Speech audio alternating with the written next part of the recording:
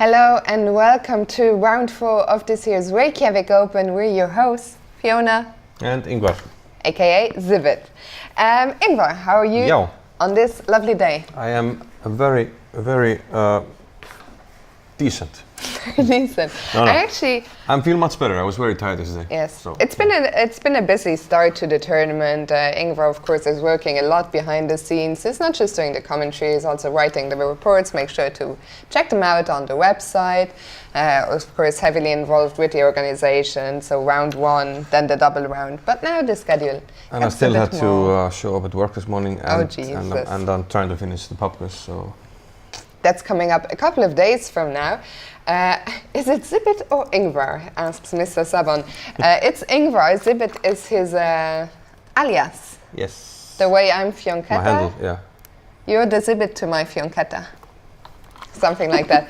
Before we go to the chess, okay, we will.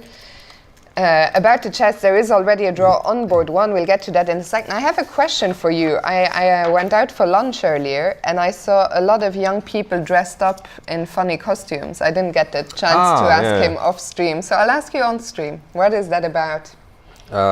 It's probably college kids, and we call it in Icelandic Dimitera. Okay. Do you have a good English explanation?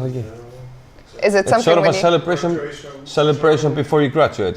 Yeah. Before you go to the test. Okay, it's before the exam. Okay. You party before you take the exams. Okay. So you. That's so you saw children? No, not children. Because we party after the exams. You do things the other way around. Crafty Raf is asking 100 days before graduate.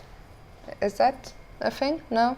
No, it's before the tests, I think. It was very funny because I walked out on the street and I had a very long sleep today after the double round, so I just woken up. I walk out on the street and there's all these girls in like pink onesies, and they stopped me, they grabbed me, and they said, "Can you stop us from fighting?" They wanted to record it, so I was like, "What's going on?" And they started doing stuff, and I had to stop with them, and they were filming. And then they did this for like half a minute, and then they said, "That was perfect, thank you," gave me a hug. And they must be collecting points for a competition or something. I was just, I had just woken up, I stepped out, and I was like, and Alex was looking on, it's his first visit to Iceland, so I think he was thinking like, what are these crazy Icelandic people? But anyway, a funny start to the day. Now let's get to the chess. First of all, also hello to you guys, of course, in the chat. Yesterday was a great day. I was just saying to Ingvar, can we break 1K viewers today? Yesterday we had to, I believe, up to 930. There's already almost 800 of you, so let's see if we can get to 1K today. As for the chess, I think you have downloaded game board 2 for us, because on board 1 we had an all Armenian clash between Hovhannisyan and Movsesyan, and that has already ended in a draw while we were offline. Yeah, very peaceful. They just repeated very early. I have a feeling they're good friends. Didn't want to play, and plus there's a Manchester United game tonight, and Movsesyan is a big fan. Big Man U fan, yeah. So he didn't want to have a big fight. Yeah. So that means there's only, I believe, 2 more players who can keep a perfect score, because one of the other players who was on 3 out of 3 before the round has already lost his game to Hannes Stefansson. That's Asif Alashdar from France, had a fantastic, of course it's accelerated, so he didn't play very strong players, but he's only rated 1900, beat a couple of 2200s. So fantastic start for him, but he lost already to Hannes Stefansson. So that leaves only Gupta Prithu from India and someone from the United States by the name of Søren Sandman Peterson. Søren Sandman? That sounds Scandinavian. Sounds very Scandinavian, representing the US, probably immigrated there, whatever. And hello to France, to King Rendezvous. How do you say rendezvous in France? Rendezvous. Rendezvous? Rendezvous? Yeah, my French isn't. And hello to Frozen Edge. my super mod and good friend. He's using the Hambo emotes in the chat. How is Aman doing? We'll go to Aman's game very early, don't you? We got the first house Aman do today, which goes to Motor Boys. We're still waiting for our first house Alexandra doing. It should arrive soon. Yes, it should be very soon. Aman, I think it will be a very interesting game. Yesterday, unfortunately, he missed a great chance to get to a perfect score. But today he's playing Jordan van Ace, so it's a Chessbra clash. I don't know if Jordan still plays for the Chessbras in the Pro Chess League, but at least he used to. So a Chessbra clash. I'm surprised that somebody's surprised that you pronounce something perfectly in a language you're when I hold fully fluent in. I hold the French passport, so I should be able to pronounce it. But yeah, let's get to the game. Yeah, see the game. Oh, Gupta is white again. He had white against Lagarde yesterday. Yeah. Probably the game of the round. A very nice game, which of course we included in the round report. This one was. He seems to have a sharp style. Definitely. A Catalan, where Grantolis went for critical line a6 and b5. So immediately trying to hold on to the pawn here. We've seen it in other games. After b3, he played knight to b4. Queen b2 by Gupta. And after c takes b3, he did not take back the pawn. He played knight e5 first. Of course, hitting this guy. Knight d5, blocking the diagonal. And now a4, just leaving this pawn here. But, okay, you can take it whenever you want, I guess. So, a very unusual situation with the pawns already in the opening. When I stopped to watch this in the playing hall, I noticed that Brito had played the opening very, very quickly. He still had an hour 30, but now the time has caught up with him. Yeah, so I can actually see the time and the time spent on each move, and during this phase he wasn't spending much time. Grantolis spent 8 minutes on b4, and yeah, this is the first move where Gupta thought. He thought 10 minutes before playing e4, and he went for, as you often do when you sack this pawn, you go for like a central strategy. You get a strong central pawn duo. That's what happened here. Knight f6. Unusual placement of the knight here, and you might have some problems with your development because of this. Bishop g5, h6, and despite this inflicting double pawns, I mean, black has the bishop pair, and now you have to retreat, and you don't have a lot of pieces around the king. Knight g4 doesn't seem like a very strong option. So you'd have to retreat, and you don't want to do that. So I wonder why he played bishop g5 in the first place. Maybe he felt like this was more weakening to the position to play h6. Maybe also then the knight, if it ever goes to g6, will not be... you can't go knight g6. Yeah, okay, knight g6 could have been a logical move. So okay, maybe that was the whole idea, bishop g5. You want to move this knight. If you move it here, I take it and play e5. So you no longer can do that. And after playing h6, as it did in the game, bishop goes back, and now, you can't play this move really. So g6, he tries to develop the bishop the other way to g7 to fianchetto it. I mean, the black position looks a bit, to the eye, it looks very dodgy. Looks clumsy. I mean, he's temporarily up 2 pawns, but this will drop when white wants. So white is playing very powerfully. And he played in similar style yesterday and managed to beat Lagarde very, very nicely. So let's see what happens here. E takes d5, E takes d5. He also seems to be very well prepared. Indeed, as these young Indian kids seem to be. Bishop d7, he doesn't want any part of this pawn. Probably it's too dangerous, because there must be some tactical opportunity here with the hanging rook. So he didn't want any of that. Played bishop d7, bishop d4, castles, and now d6. So white will probably win the exchange, unless we can play knight d5, which doesn't look very promising. But is there like an immediate problem? Maybe knight c6 maybe. Maybe. We can take. Oh, okay. No, I'm not sure. Yeah, and bishop takes d5. If queen takes, we have knight e7, and if knight takes, we take on d7, which should be pretty good for white. So d6, he took on d6, and presumably white took on a8.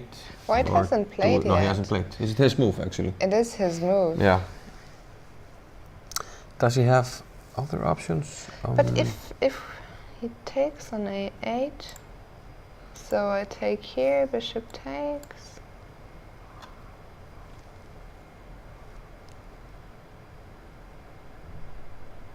Can we play bishop? Most likely bishop h3. Yeah, but then again. Move by Move in the chat is saying Gupta had a great position but went for the attack and now is worse. Okay. I just saw the engine bar that also liked black, so I'm trying to figure out why, but I'm struggling at the moment.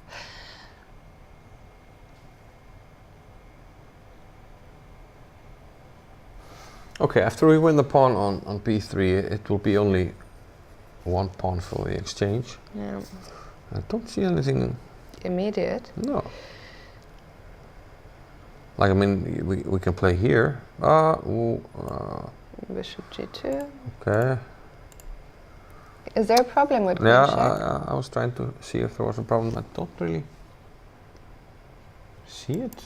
I mean, even here. I want to get the knight to h3, but I can't. Checkmate.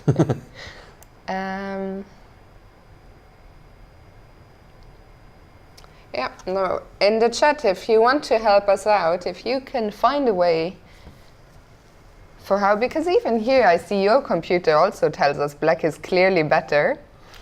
Oh, this one. Yeah, okay, yeah, I saw that for the first time actually. But we have no. But no lines. No computer. So we know black is clearly better, but we don't know why. Oh, okay. Clearly better. We must be missing something. I don't know. Maybe the white pieces are clumsy. If we play a5, maybe the pawns are very strong. But okay, what if we play a move? No, but we have to take care of this situation first. I don't even see another move than knight h5. No. I mean, maybe. Yeah, I don't know. I mean, it's complicated. Ralu in the chat is saying black has an extra piece. No, that is not correct because white has an extra rook. So white has an extra exchange. Yeah. And black has only a pawn for it because the b3 pawn will drop. Lotto Chess wants to know, is it allowed for the spectators in the hall to photograph the positions on the board? Absolutely. The playing hall is open for everyone to come and watch. You can take photographs as long as you don't use flash or disturb the players. Because the games, or at least the first 31 games, are being broadcast to the internet, so it's not like photos can encourage cheating or anything. But not all tournaments allow cell phones in the no, yeah. I mean, you can take photos with the camera. With the phone, I'm not even sure if you're allowed. Probably not. Martin is saying, terrible game, show something else. Okay, shall we come? It's actually a complicated game. It's very interesting. But let's have a quick look at Hannes's win against the French player, because it was a quick miniature. So Hannes Stephenson with white, he is, I don't remember if he's a 3-time or 4-time winner of this tournament. 12-time Icelandic champion. And he can play an illegal move 2 times in a row within the span of 4 moves, apparently. You showed me that, incredible. I need to put the clip on YouTube. But he had white against Asef Alastar from France, rated 1905. He actually had 3 out of 3. But because we have accelerated pairings, he had been playing weaker opponents. So it's like the top half in the tournament has an extra point when we start the tournament. So he's still playing. He's playing as if Hannes has 3.5 here, I think. Yeah. So Hannes had white, and we had the French defense, and the French defense by the French player, and he played bishop d7. Now this is called the Fort Knox. Generally a solid line, but also it tends to concede a rather easy advantage to white. Bishop c6. This is the idea: to get the bishop outside. The bishop that's usually a problem piece in the French. Knight d2 now.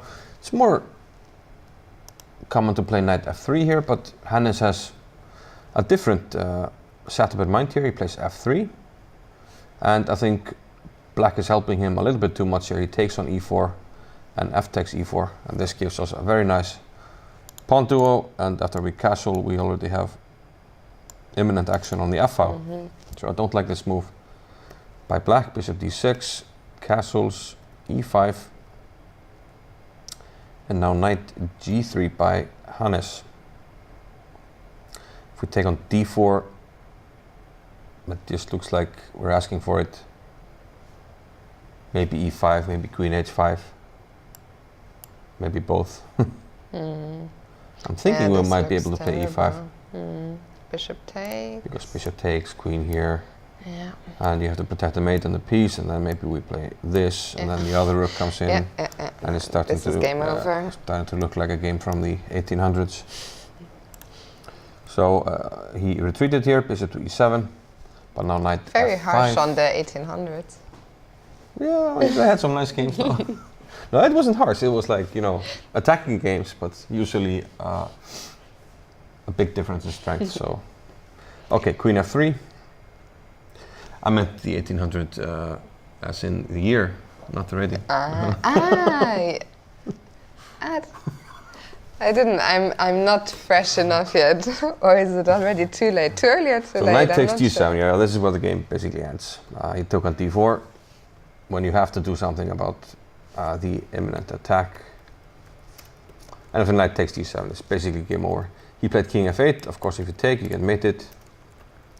But after king f8 and bishop h6, it's not looking good. This is hanging. We're threatening knight here with a double attack. Well, double check and attack on the queen. The bishop is already hanging, and if it moves, you're getting checkmated on f7. So a short day at the office for Hannes. He played a very long game yesterday, or am I misremembering? One of the two games. He had a bye, and then he played. Who did you play the third round? I can't remember. I think he has 2.5 though. Let me see. I'm one click away from telling you. He yesterday afternoon beat Robin Bentel. No, it wasn't such a long game. Yeah. Never mind me. I'm just. He hasn't had a very tough program up to this point. Yeah. Okay, shall we give in to the crowd and go to Aman? Okay, so we're not. We're waiting with the top boards, so we're going to board number 9. So, Mr. Aman Hambleton, one of the chess pros, he's playing against Jordan van Foreest, who used to also. Wil je vallen die uitsellen? Nee. Zit er ook in? Ja. So Jordan van Foreest used to play for the chess pros himself. Maybe he still does. I'm sure someone in the chat on Twitch will know, is Jordan still a chess pro or not? Either way, a big game here between the two players. Yeah, and now we had Aman with white and Jordan van Foreest with the black pieces. And I know that Aman is playing the London system a lot. And he already has in this tournament, hasn't he? No, it was a Queen's Gambit, but with a bishop on f4. I was expecting in London, he played c4 and move 2, but... Against Ellen Kakulidis. Which was a short game when he took on d5. And this one, London system with 92, the modern treatment, and bishop to f5. e6 is also very common. Incidentally, I have a video on my YouTube channel about the Naldo system, and I've talked about the e6 move, but the next video is about bishop f5, so hopefully Aman can show me something here and that we can put in the video. Yeah. But after queen b3, queen to c8. At some stage, if you flick in taking on d4, or perhaps earlier, then we have basically the exchange Caro-Kann. So we'll keep an eye on that. Van Fore's played some games in the exchange Caro-Kann in Vaikansé. I think on both sides. I think he played against Anand. And then somebody else, which I can't remember. Now knight e5 by Aman, e6 and bishop b5. So actually, let me see if we can zoom onto Aman, if we can direct our producer, because I see Aman in the distance. Aman is here by the window. It's very so nice. It's a long, it's a long nice zoom, hair. but I think we can manage. They're in the distance. Aman is just getting up from the board now. They're just stretching or something. So we'll see if we can zoom onto Aman. Oh, there we go. Very nice camera work. There's Alina Lamy, by the way, watching her husband Erwin here in the foreground. And they're a bit to the left, to the left. To the left, to the left. Everything you own me in the box to the left. It's 2 more boards to the left. No, to the other side. The other side. Yeah, more that way. To the other side, to the left, we need to go more. The delay, yeah, of course. Yeah, that's true. I keep forgetting. And one more board to the left. We'll figure it out. We'll figure it out. We're almost there. The other left. Almost there. Pivot. It's they are the board. Here they are. These guys. Okay, so Jordan played knight to It's also d7. tricky, of course, because I see the video, but I have a little delay between seeing the stream. But I think we're getting there. I think you should be able to see Aman now. Yeah. What wouldn't we do for the Twitch community? And yeah, okay, challenging knight on e5, he decides to take. And now knight to f3, and he wants another knight on e5. And Van Forest has to do something about the pin, and he plays a6, trying to break it. But knight e5, it's still a pin, queen to c8. And the bishop back to e2. Okay, doesn't seem to be all that much for white at the moment. Oh, sorry to interrupt you. I just saw we just crossed 1K viewers. Oh, really? So welcome Nice. to all of you. Okay, that's a milestone. Yeah. c4, closing things up on the queen side. Now black's plan will be to push him, baby, b5, b4. Meanwhile, white will probably be forced to try and break on the center. So let's see the next few moves. b4, bishop to d1, and a5. And white played e4 now. e4. Yeah. Aha. Oh, that's a very clever Someone idea. just said something Icelandic in the chat. Let me read it out to you, see if you Okay. understand. Góðan daginn, kæru skaks í rendur. What? Góðan daginn? Oh, and then what? Did you understand? Part of it. Góðan daginn, kæru skákskýrendur. Chess friends. Good day, No. dear chess friends. Oh, good afternoon, dear commentators. Commentators. Good afternoon. So, e4, yeah, that's an unusual idea. Because usually you try to prepare this idea with like bishop f3 or bishop c2. But, you know, the idea is if you take now immediately, then we can take on e4. Yeah. And probably importantly, we can flick in knight b6 here if you take on g2. Hitting the queen, and then we take on a8. And if you take the knight, we take here, and we're quite happy with the bishop here and the potential weak pawn on c4. Also, if we take with a pawn, double pawns, and we can take this.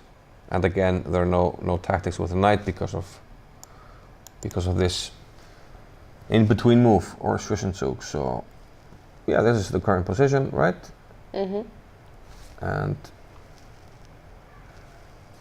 after e4, then we could play bishop to h7 And we would also have to calculate what happens if we flick in knight takes e5, which I doubt. By the way, we just received a raid from Tips for Chess, so thank you very much for that. And I think also, oops, although I just deleted that, I think we just received a donation. If you are inclined, if you would like to make a 40 euro donation for Mark Singer, thank you so much. Of course, Ingvar and I will share any donations that come in. Tonight is the Champions League, so... Beer. Beer it is. Thank you so much for that. Mark Singer, I think, watching us all the way from the United States. So thank you very much, much appreciated. So back to the game. If knight takes e5, what happens? I think we can take on f5. And to avoid huge problem, we probably would have to play knight d3. This is getting a bit complicated. So the pawn count, the pawns are equal. We could also, knight takes e5 looks like a critical move because now we can't take on e5 with a pawn or a bishop because of bishop takes e4 when we simply lost a pawn. So there must be some idea if knight takes e5. So I'm guessing e takes f5 and now knight d3 must be critical. But what to do here? Any ideas in the chat? I've been so sidetracked by the chat today that I've barely seen any chess.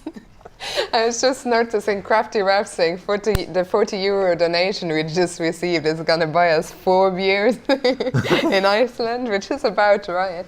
Yeah, but you don't have the as you're saying the announcements. What? The Twitch, the alerts. Yeah, that's why I said Mark Singer, his name will pop when I go back home in my usual stream setting, his name will still show up at the time. Maybe we could set it up here, I don't know, maybe it's... I will think about it. Yeah, we'll think about it. We'll think about it, yes. Let me think about it. Okay. Rack. Anyway, so... So knight d3, and what's going on here? That's the big question.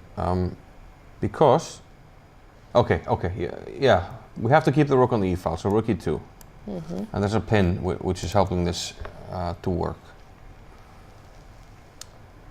However, black could take this and play bishop g5.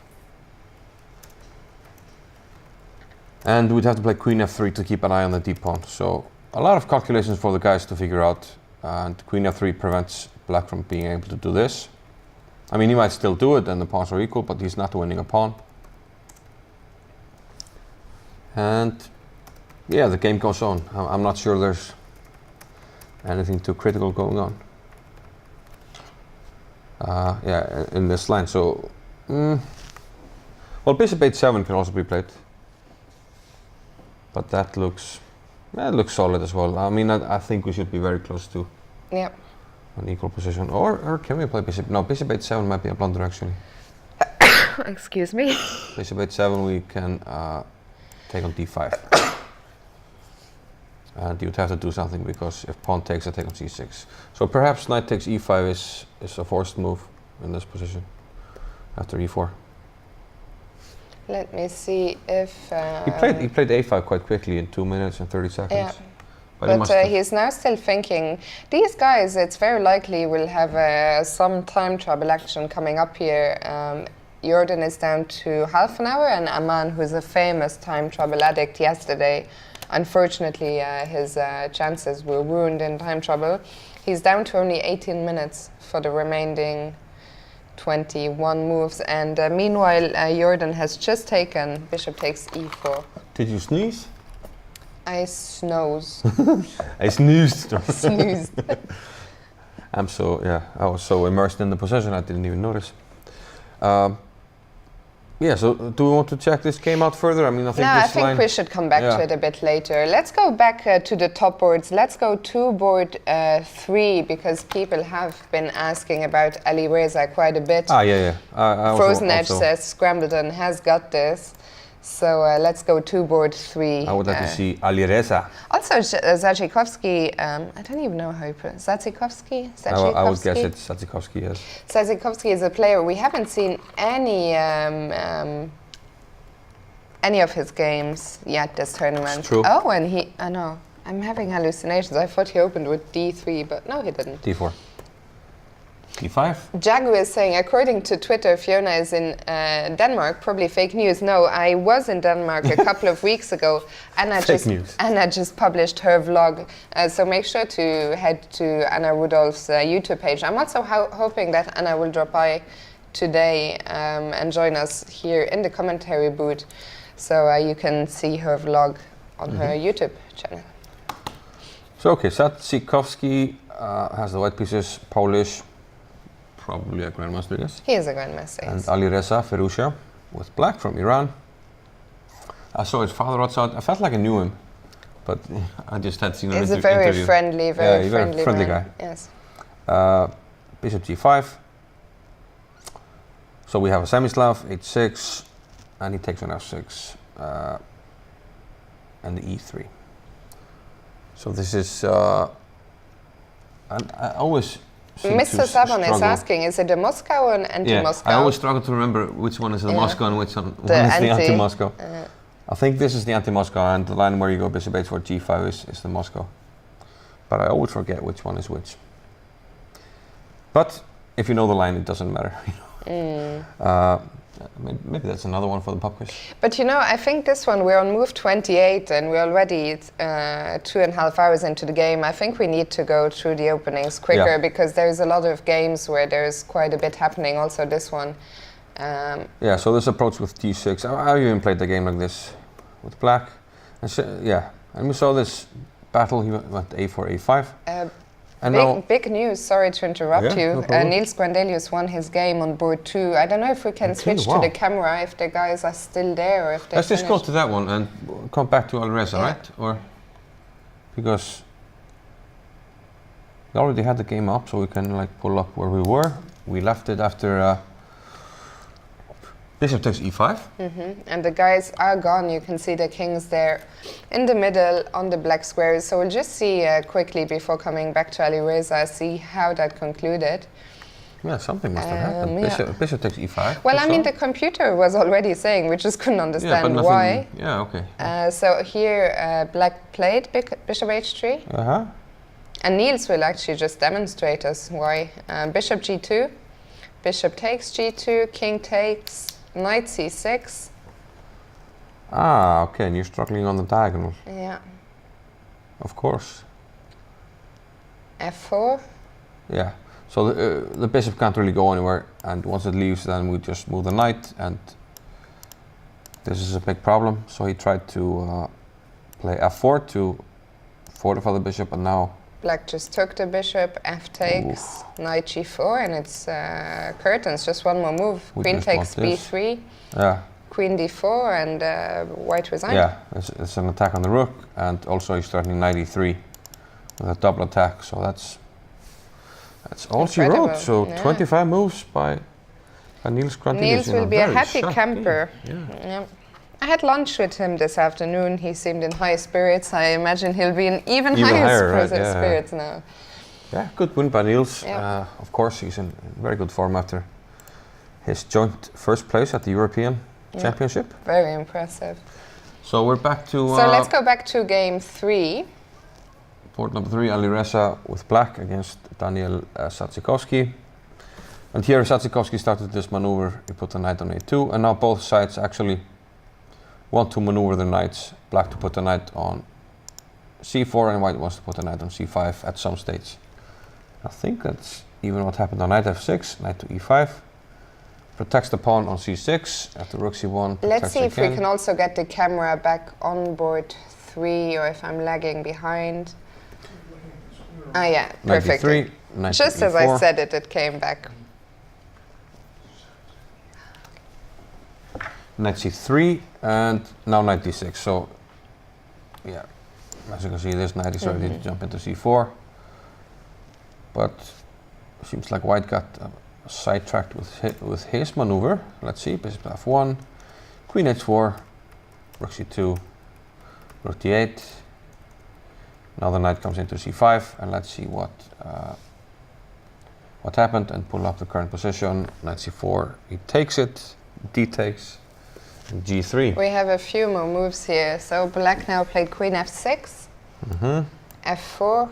Yeah, otherwise we play queen f3 check and bishop h3, so he plays f4. And now he took on c5. Okay. B takes. I think Ali Reza is once again playing a very nice game, and bishop f5. Oops, the bishop not and the just queen. those light squares look very, very vulnerable. Yeah, this looks like things have gone wrong for white. First off, when you have the situation with white has a knight and all the pawns on dark squares, and black has a bishop and all the pawns on light squares, similar to what Neil said in one of the games. That's what I wanted to do. I forgot. I wanted to actually get Niels into the studio, but must be too late now. But I might still be, since he's playing here with his girlfriend, he might still be around. Do you want to check it out, or? Shall I go and have a quick scan for Niels? I'll go quickly. I'll be back in a second. Okay. So yeah, the problem is the knight doesn't really have any immediate outpost. I mean, we could maneuver it to b4, but then you're giving up the e4 square.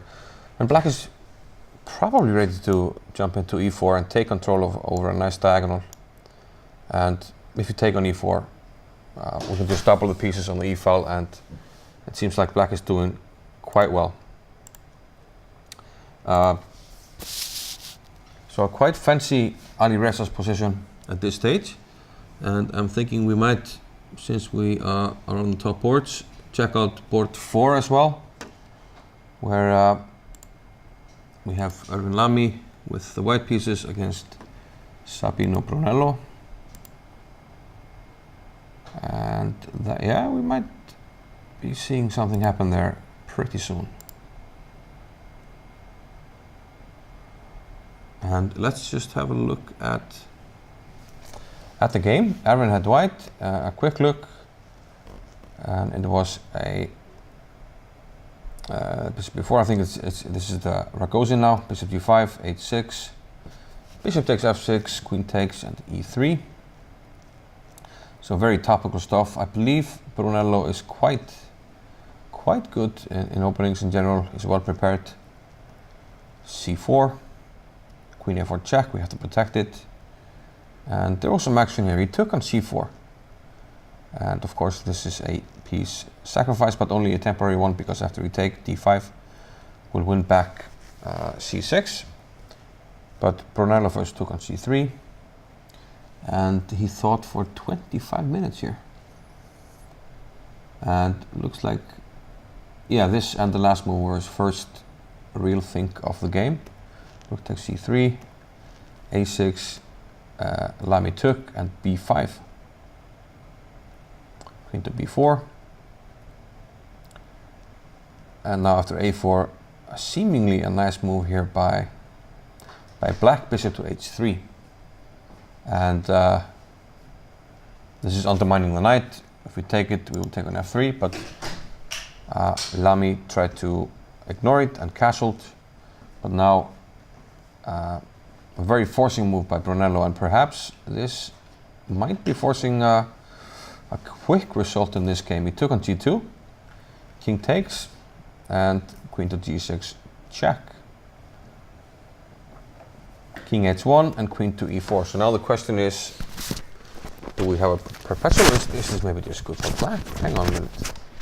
I thought we would check back, but of course you just check on g4. So if the king goes, this is the current position. Yeah. Unfortunately, Niels is gone. Yeah. So if king g2, which I think happened, then queen check, king here, queen check, king here, and well, black can't castle, so maybe it's not so easy, but there's only been a couple more moves. So they have repeated. 22, king g1. Yeah, they are repeating. Queen they might f3, repeat. That's king g1, queen g4. Very. Yeah, they're already on move 24 now. I think we'll see a handshake here in a second. Yeah, so let's just keep the camera on them. So yeah, Black's problem is very that, early finish for all the top boards today. You can't really get the rook into the attack, and if you can't do that, then you're struggling to defend this pawn, and your king can't castle. So perhaps this is pretty forced. They seem to be talking now, so I guess they already. I think they've repeated like 4 or 5 times. Yeah, they're just making sure that they. Yeah, there is a no draw rule in place, so maybe they'll just get someone to confirm. There is Robert, he's gonna take care of business. Yeah. And the draw will be agreed. Yeah, you cannot agree a draw before move 30. So the only way to draw before you make 30 moves is to make a threefold repetition. Or get down to bare kings before move 30. Okay, that's true. Do you think it's possible? It must be possible. It must be possible. 30 moves. Actually, it would be tricky. It's tricky, but it's possible. Interesting trivia question, this one. What do you think in the chat? Can you get down to bare kings in 30 moves? Okay, first one with a proof game of 30 moves.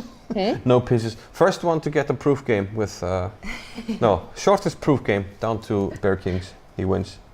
We'll decide what he wins later. Manas says no, you cannot. Mr. Simon says easy.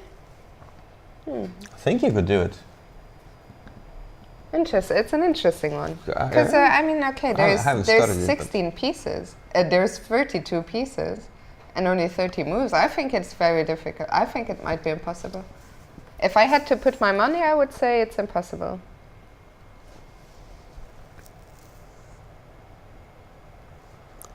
Well, both sets only need to capture... There's a debate in the chat on this one. You need to capture 15 pieces each. Yeah. So both sides have 15 extra moves to do something else.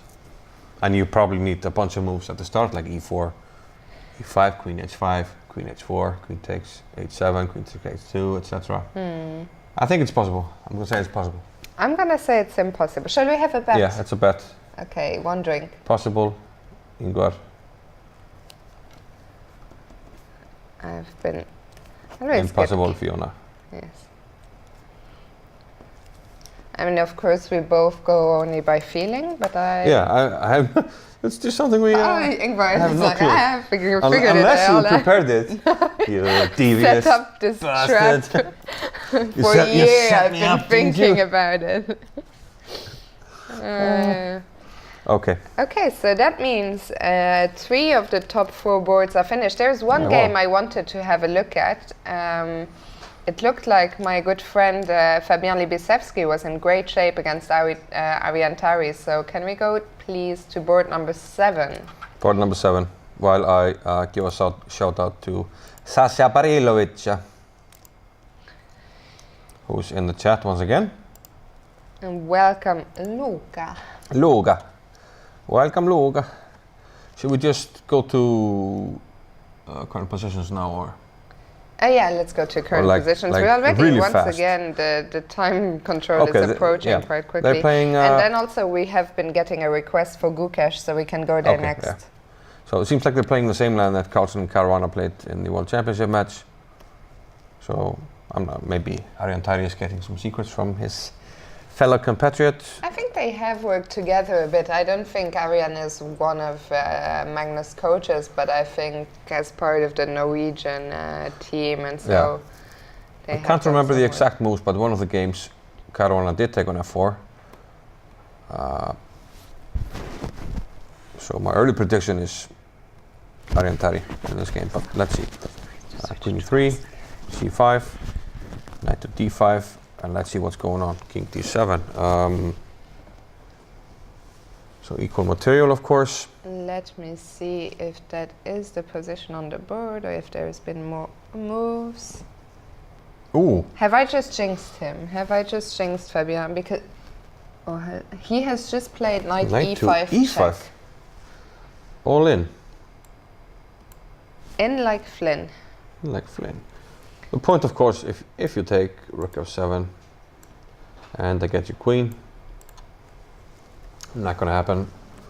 So you have to move the king. You can't go to the e file, presumably because of some kind of knight discovery. So let's go to c8. And we just saw Aryan make a move on camera. He's the player in the hoodie. You can see him from the back. Fabien was there a second ago, so he cannot be very far. He played king c8. Mm-hmm. And now your bishop is under attack. I don't see any other threatening move for white, unless knight c6 or something. I don't see it, so bishop c3.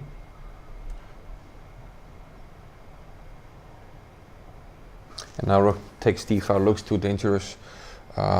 Taking on e5 still doesn't, doesn't work actually. I thought, but you can play rook here.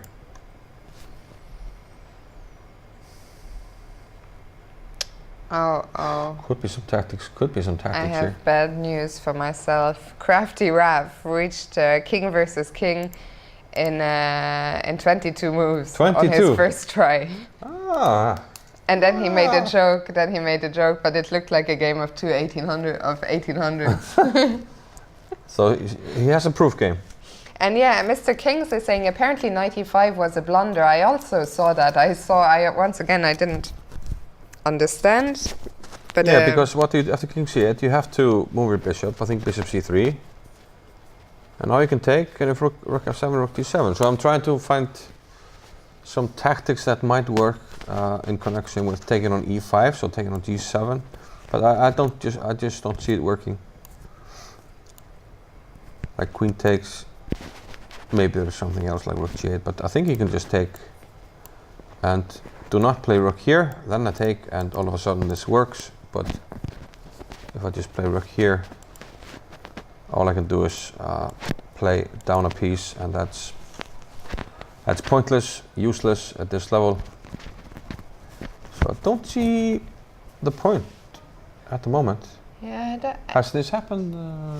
Or is king c8? King c8 is still on the board. Fabien, I'm surprised he's away from. I know he's back at the board now, because he only has 10 minutes for 17 moves, which isn't much at all. Someone's saying in the chat, "Oof, Firuja." Firuja is completely winning apparently. Oh, we just received a donation from Mr. Frozen Edge. €10 donation from Mr. Frozen Edge. Thank you so much, Paul. Very generous of you, and will be having a drink in your honor tonight while watching the football. Are you vlogging? I am vlogging. I've barely vlogged actually. I will have to help you with footage. Absolutely. I don't see another move. I mean, bishop c3 is the move we're expecting. I mean, knight c6, I also wonder what he missed. Nothing. Yeah. Because I also saw the engine swing. Once again, I didn't look why. We don't use engines, but I saw that it had said he was on +4, and after 95 it jumped to 0-0. But let's go back to after king d7. So it said what, +4? +4 for here white? For white, yeah.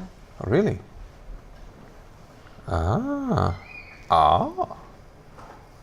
But actually, yeah, I'm very confused. Like, why put your knight on pre, and then if the king can run, both pieces are hanging. So what happens if I just move the bishop? Yeah, I'm wondering if we have something. Why is white so more winning? Yeah, maybe, yeah. Maybe it's something else, or maybe it's this. Well, black's pieces are quite clumsy. I mean, I can put a knight on c4, very nice square. I pressure on f6.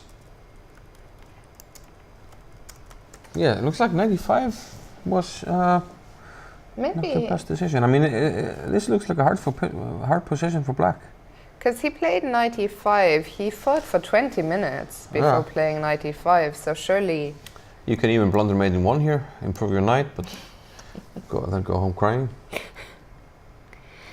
Someone is saying we should go back to Alireza, which is apparently on the verge of concluding. So since that is our last game with a camera on it, let's go back to board 3. So our conclusion is, looks like a blunder. He has to play bishop c3, and we don't see anything after takes e5 actually, unless he has some big idea.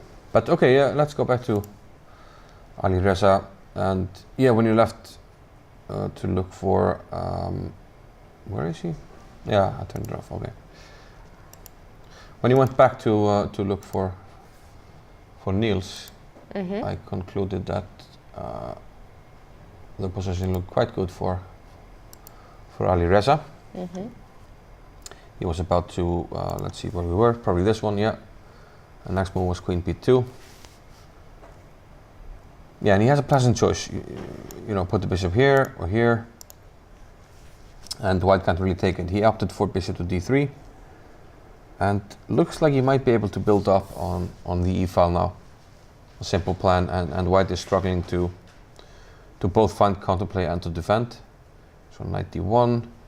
And now, yeah, very nice move. Queen takes D4. And we don't have to figure out what happens after e takes D4 because that's what he played. What he played. Rook takes E1, King G2.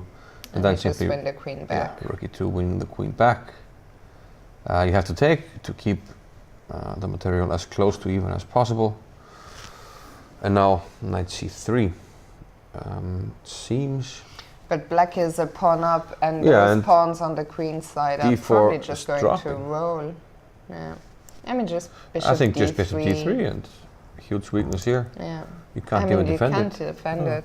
I think we might see a resignation here, actually. And to add insult to injury, we're just playing B4, B3, B2. Game over. Yeah.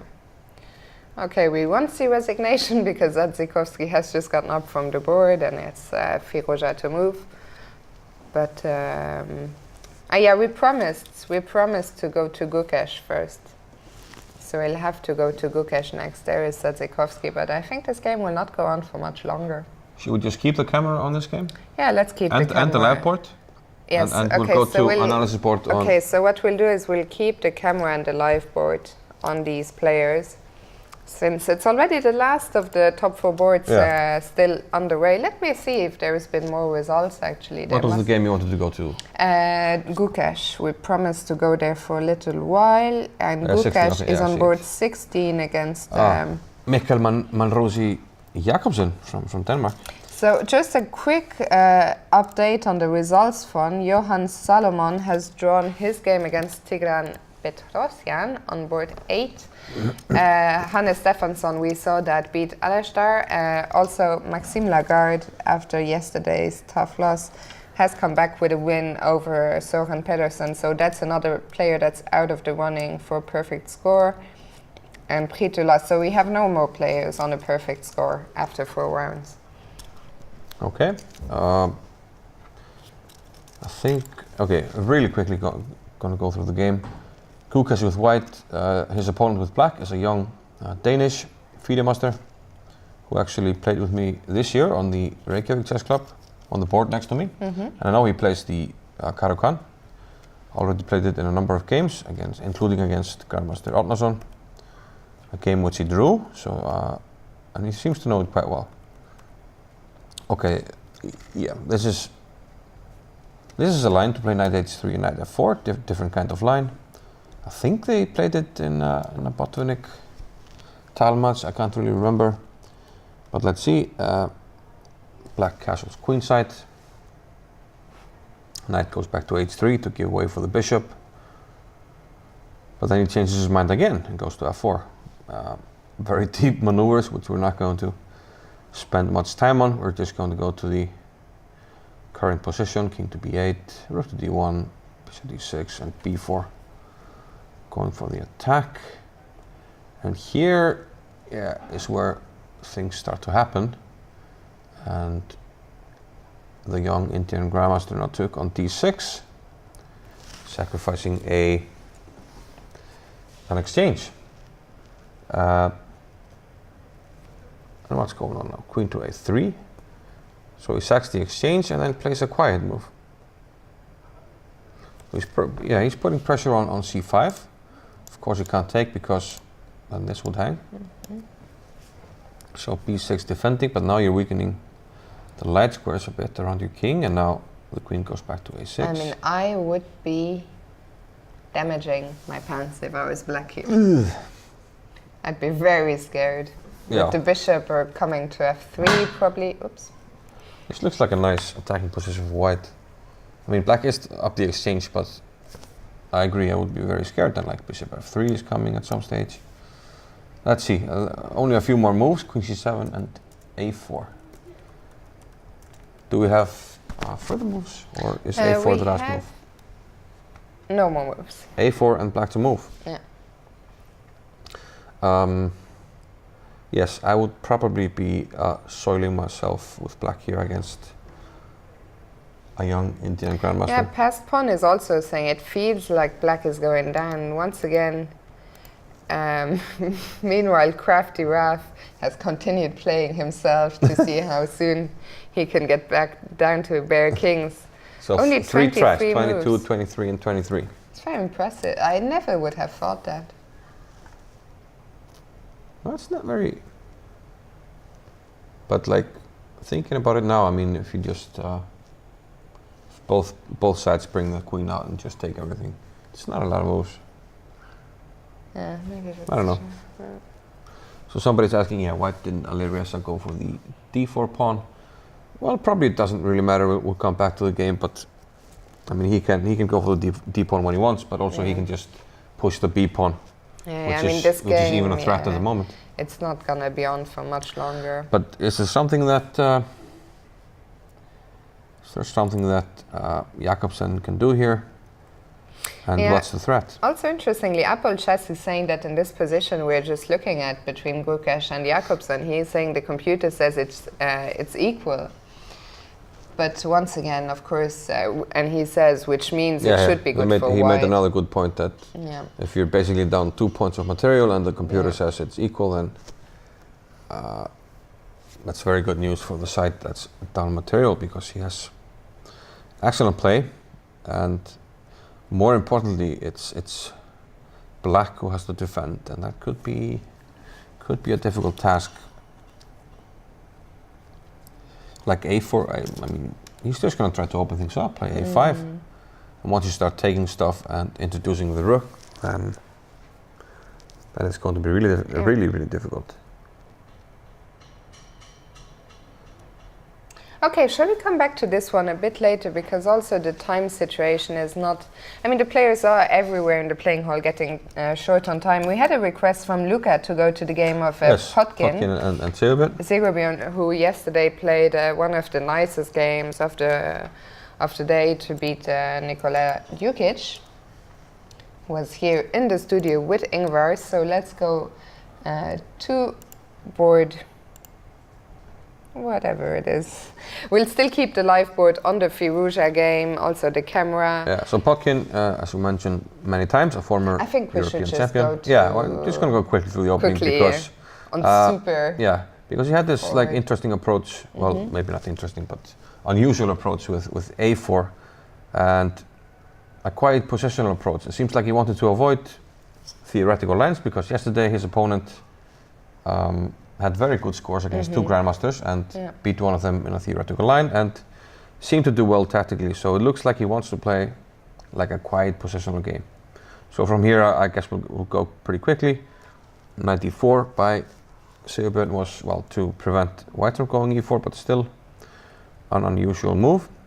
e5, e4, and 97. So black's main problem seems to be what to do with these guys.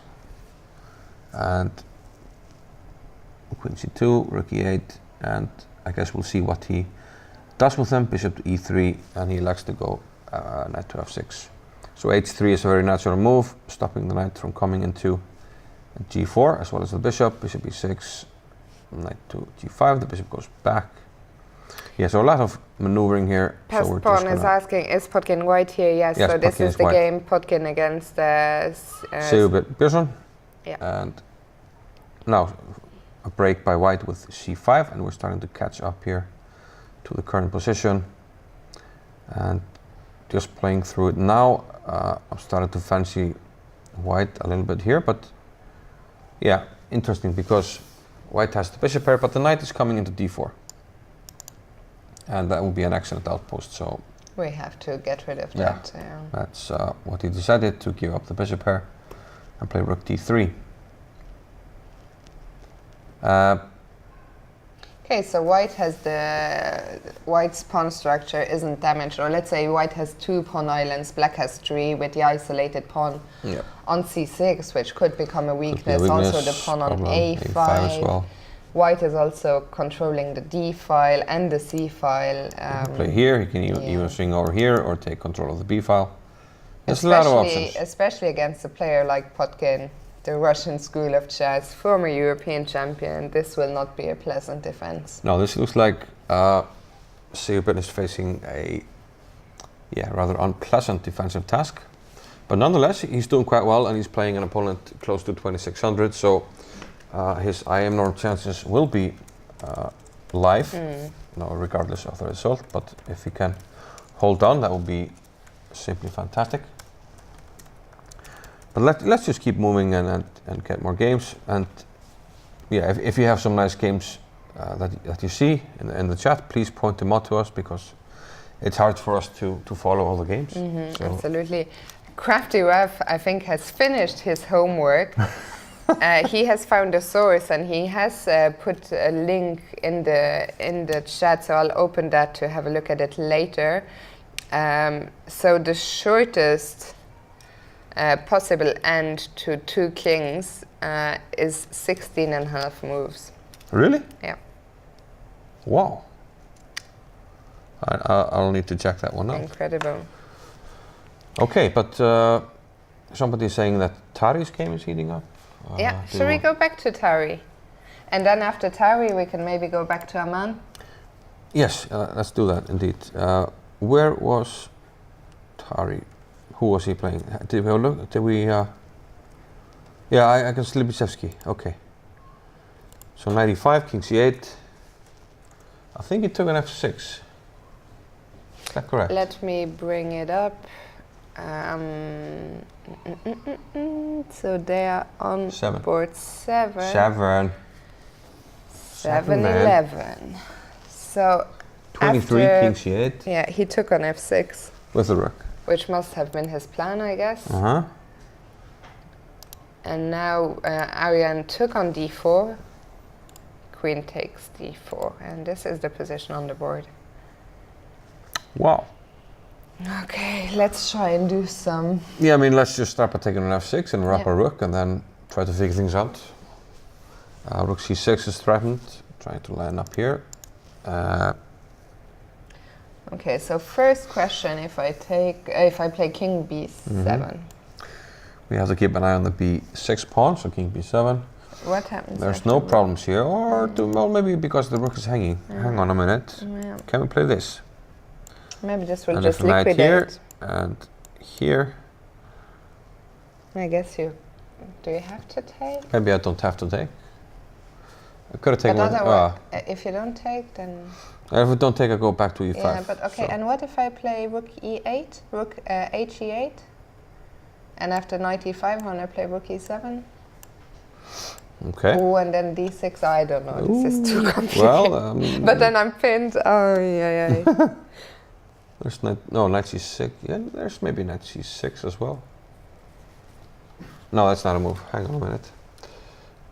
So rook e7. And Mr. King is saying, according to the Chess24 engine, black has one only move to equalize. I guess you're talking about the Tari game. Yes, so probably. after rook f6. Okay, play something like this. There's a jack. I don't know. So, okay, did we... we thought things had gone wrong, but was it the brilliancy?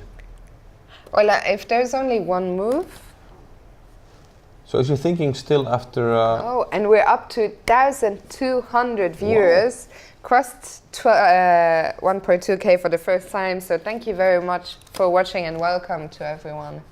How's possible? Joining us now. How's it possible? 1,200! What are these people doing watching us? Do you have nothing better to do with your time? No, of course, we're very happy and very grateful for each and every one of you who is here.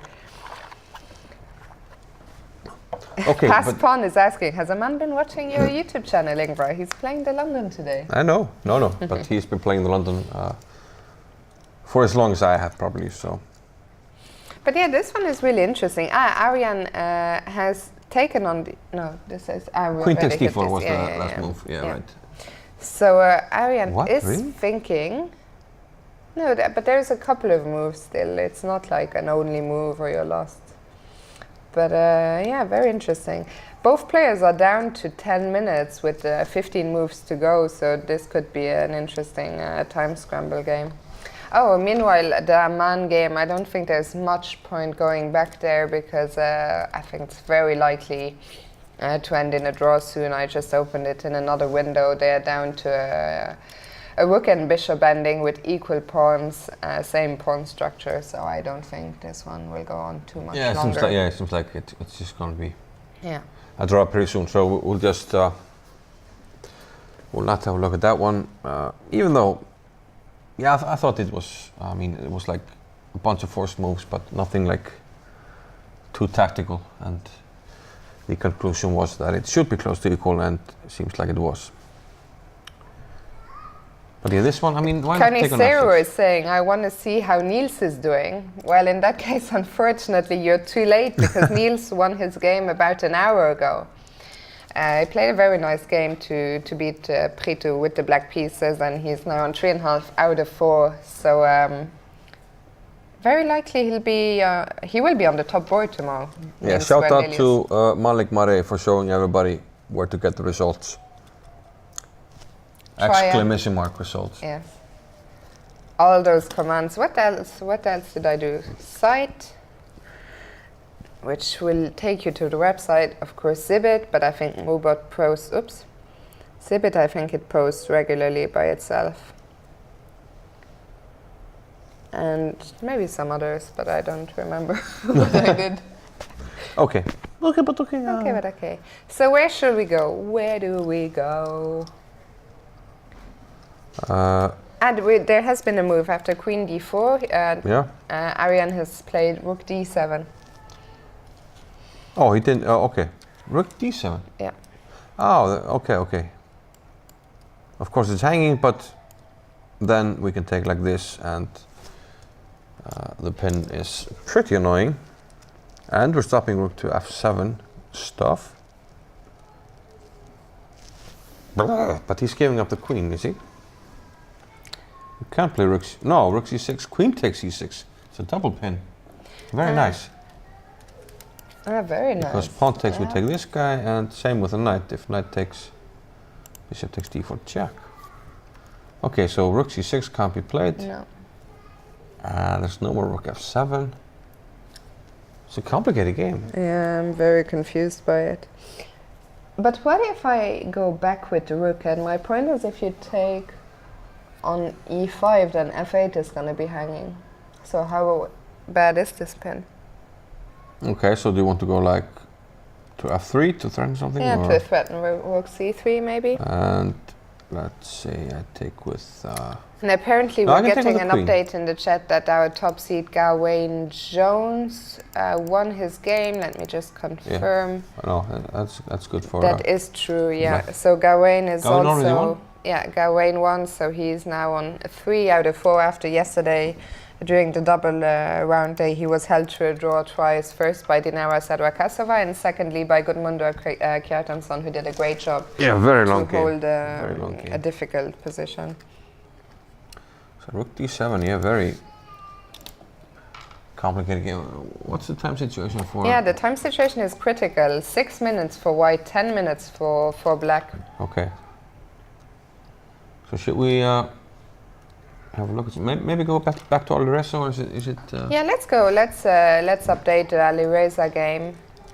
On board 3, we have had them on camera this whole time. I believe it should be very close to concluding. So let's just catch up with move it. 36. 6, knight c3. So after that, white played. No, black's 36. Sorry, bishop g4. Okay, we expected bishop d3, but okay. Someone in the chat was asking why didn't he play bishop d3 and go for the d4 pawn, but I think there's so many ways to win. But this will always hang, and he maybe wants to push this pawn. Yeah. So what happened? White played h3, bishop f5, g4. g4? Yeah. desperate measures. Yeah, it looks very desperate. H takes, bishop takes, and knight a2, rook takes d4. I'm wondering why this game is still going. Knight b4, bishop f5, and knight takes a6. And Alireza has just played rook d2 check. Yeah.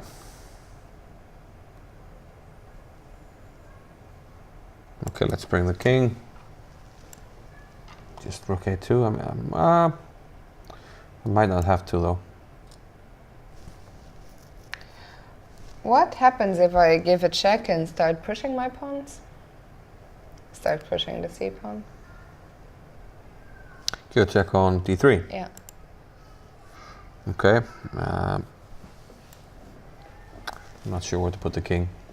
Probably just bring it closer, play c3. But then you want to play rook d2. Yeah.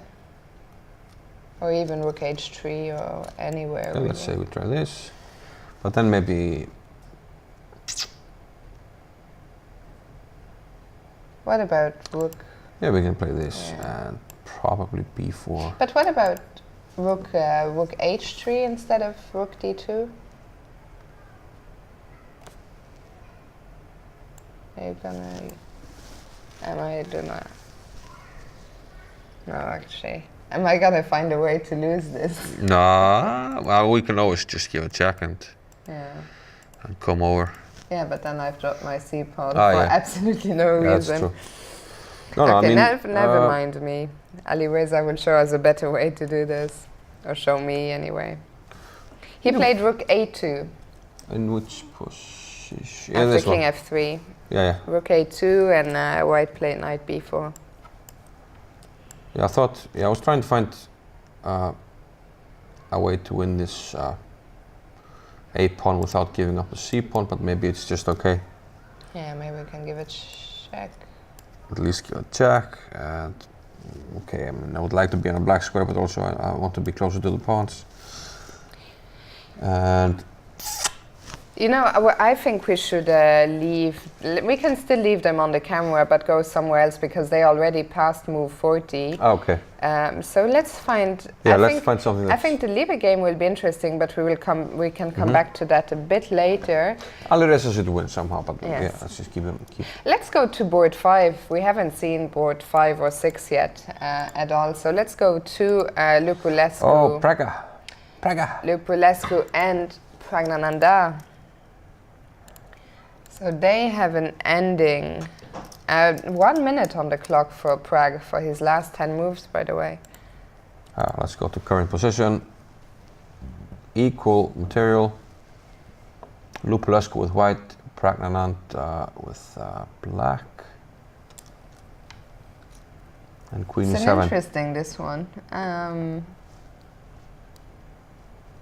I don't know if this is equal or if one of the sides is better, and if so, no, I don't even know which side I would take. My first question is, can I play a move like queen f3, try to take the f file and hit d5? I mean, why not? Okay, I guess I have to protect like this. Maybe queen f7. No, queen f7, rook f4. Makes no sense. But maybe we're not threatening much. Rook f8 is just a check. Maybe can we start pushing something? Because you know what you do with passed pawns. You're pushing, baby. You're pushing, baby. I have a feeling this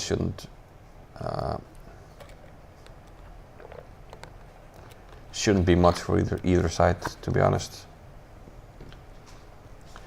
I mean, how do you make anything happen? How do you, like, if you swing the rook over and attack something, then your d pawn is dropping.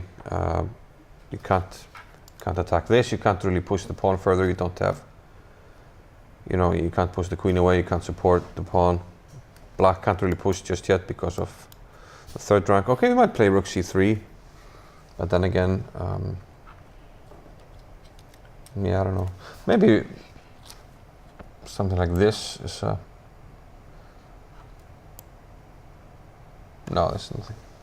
Yeah, maybe this. Yeah, I feel like much. this isn't much. Okay, so let's move on. Let's go to board 6, which we also have not seen. Mathieu Cornet and Mircea Parligras. So we're sticking with the Romanians. Yeah, just one waiting point in between them. Yeah, Cornet with white. No, this one looks a lot more interesting. Parligras with black, and yes, it's hard to disagree with that. A lot more pieces and a lot more imbalance. Chances, Exactly. Queen to c7 was the last move, and okay, my first question a lot of is, things I would like to probably play knight takes e5. Yes, me too, but I mean, I'm threatening knight c6. How will you stop that? yeah. Maybe I can't even take here because knight c6. Yeah. And I know, but and after rook takes? Yeah, rook takes, of course, and it's going to be check. So. So there's can no I knight do it c6. another way around? Which way? I don't know. Knight d7? No. Okay. So maybe white has to worry about. And this is on the board. Knight takes e5 and queen c3. Okay. But where do you put the rook? Do you play queen a2? No, rook a5 then, and you lose.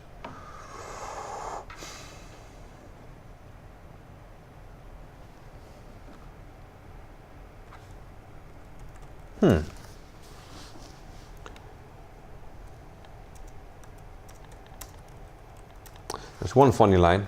If knight d7, where to put the king, because like if you go to the corner, you actually can't interpose anything. So you lose a lot. Let's have a look at that. You lose a lot of material, and king c7 must lose. So you have to go to b7. But yeah, then you can interpose. But then again.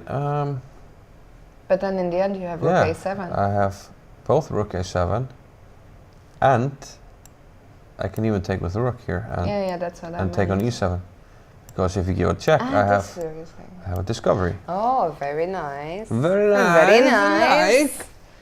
And knight d7 is on the board. So this might be just win for Mathieu, right? Yeah. Mathieu Cornet. Very nice. It looks like everyone. I just received a message from Grandmaster Hjörvar Gretarsson, who said he booked a table for 20 people at the sports bar for tonight for the football. And it looks like everyone is in a rush to get done. A lot of the games have finished early today. So if you want to donate to Fiona, I will log her her drunken evening. I still have not had a single drop of alcohol since getting to Iceland. Yeah. You liar! You're lying to me. No, it's true. Wow. I managed one day. But then I've been very, what to say, stoic and just having, 1 or 2 beers at home. Yeah. Nothing.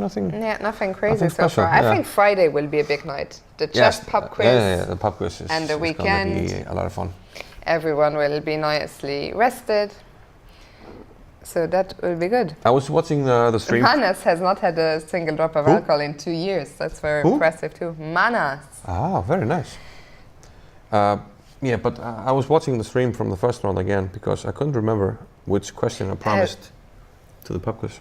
Yeah, sorry, you can tell us in a second. He resigned. Parligras resigned after I didn't see anything. That's a very nice geometry. That was indeed very nice geometry. You go to the corner, you have queen e4.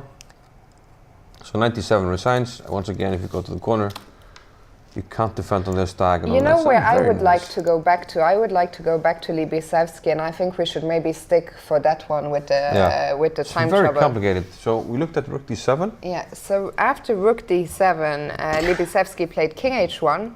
Okay. Prophylactic move. Rook g8. It's noteworthy that he can take here, but never does. I'm really struggling, I have to say, to understand this game. But once you take, I don't know. The problem with taking is that in so many lines, you have the rook hanging here. So it looks like just a tactical problem. And instead he played, rook g8 after king h1. Right? Oh, wrong? Sorry, I was just looking at the chat and I lost my mind absolutely there. But we are getting moves. The players are very short on time. So 26 was rook g8, yeah, then knight c4, and bishop takes f6 finally. has just been played. Rook takes f6 is on the board. 2 minutes for white, 5 minutes to black. You stun a rook. I can tell you. You stun a rook. Missed us a bit. Yes. He's down a rook. Yeah, the black king is still in some trouble. But I know, a but rook is a lot of I think material. it's amazing that he's not losing. Down a rook. He is, 2 pawns. We are threatening rook to. Well, we're not even threatening this because we can take it. So why? We're threatening b6, knight b6. Yes, it's true. That's true.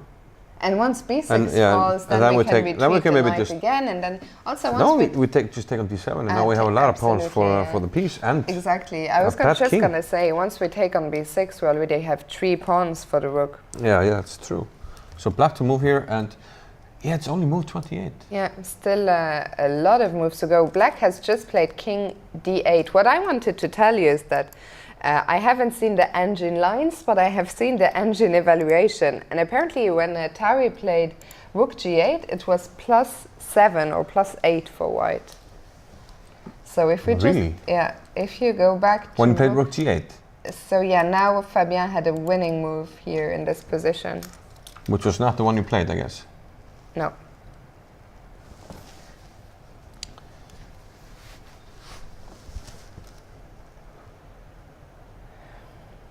Very complicated. Yeah. But it's something which you have told me to do repeatedly today. Something I told you to do repeatedly today? Yeah. You told me at least a couple of times. What do you do with pawns? Push him, baby. Yeah. What? D6? Yeah. I don't understand yet why it was a crusher, but it was a crusher. Okay. You can't take. This looks like madness. I wouldn't even consider it. Maybe just queen d5. Case. Or can we even take worst case, I think worst case this and mate and this hangs. Worst case we mate. So queen where? Like b7. But then we have Czechoslovakia. Still hanging. Okay, but then we try queen c5. We found out that we have this problem with the rook there. Let's, I haven't. But then maybe you can just take, and this is not plus. No, this we have a lot of pawns, and this can't be.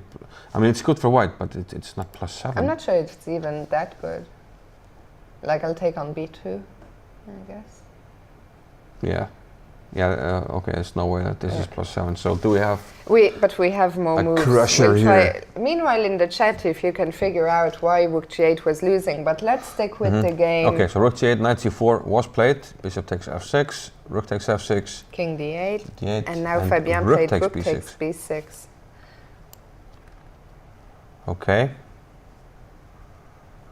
Now a new threat appears. Queen to f6 maybe. This is like a nightmare position to have in time trouble. Yeah. So you can't see the clock times, but it's 1 minute 30 for Fabien Libysevsky and just under 4 minutes now for Ariane Tari, who is thinking. And still 12 moves to go, 11 moves for white. Okay, so what do we do here as black? So first of all, what is the white threat? Queen f6. I think queen f6. And with mate, no? Yeah, because rook e7, d6, king e8, maybe knight d6 if nothing else. Or, I mean, he has so many options, maybe even rook c6 first and then knight d6. It looks very dodgy all of a sudden. And he has played queen f4 is on the board. Oh, you played that? Yeah. That at least, prevents the threat. And actually, let's see. Can we get the camera on these players? I know they're in the distance there by the window. We had them on camera earlier. I don't know if we'll be able to see much. I expect there will be a crowd around their board.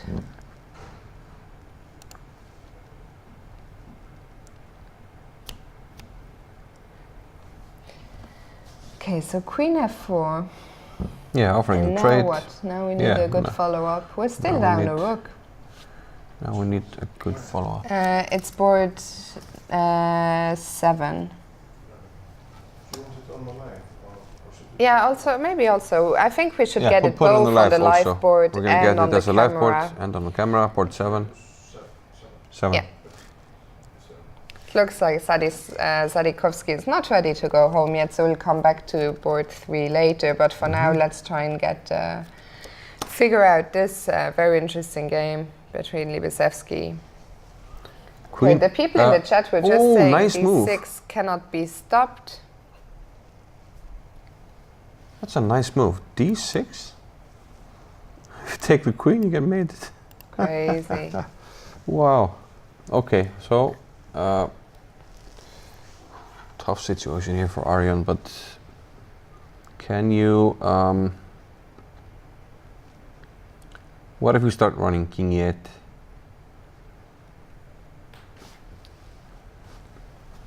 Maybe King E8. We see Libisevsky there deep in thought. I mean, such a tricky position to figure very out. tricky. Arjan Tari, by the way, is now down to Queen to D5. 2 minutes. Queen D5 first. By the way, King E8 is the only move that doesn't lose. Okay. But he hasn't played it yet. I was thinking Queen D5 here, but then, okay. Then maybe black has a perpetual here. Maybe that's the thing. Or does he? King G1. And yeah, for you Aggie fans out there, I know Past Pon is an Aggie fan, aka David Eggleston, the gentleman in the foreground with the black sweater. It's not That's a perpetual. Aggie. Is he watching the game? He's playing. We can. He's on the live boards as well, so we could go there a bit might later. Look later. Queen F4, D6, King E8 played, or yeah. King E8 played, yeah. And we see Okay. Libisevsky, and we now see a crowd, small crowd around the board. The tall guy, Johann Sebastian Christiansen, was watching his Norwegian friend Arjan Tari. And now what? Yeah, good question. What do we do now?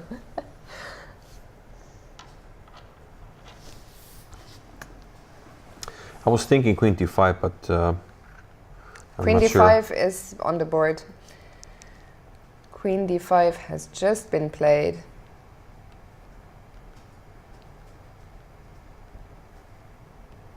Queen to D5. Yeah. Yeah, okay. I thought he had a perpetual, but I think White can get out of it, so what to do now? I mean, we can move the rook. This looks very dangerous. Let's say rook here, just to test out some lines. Rook jack, rook here. If you had to pick in this very position with 10 moves to go and each player playing on increment, would you take white or black? I think at this point I'll take black because I don't see like... The break. Yeah, I don't see like exactly how we break through it, you know? But it's very complicated. There's a question in the chat from Mr. Kring. Why doesn't he have perpetual? Yeah, maybe we can try and figure that one out. Yeah, I looked at it earlier. At the Queen D5, Queen F1, King H2, I would go to G1, so that changes. And now I can only check on C1.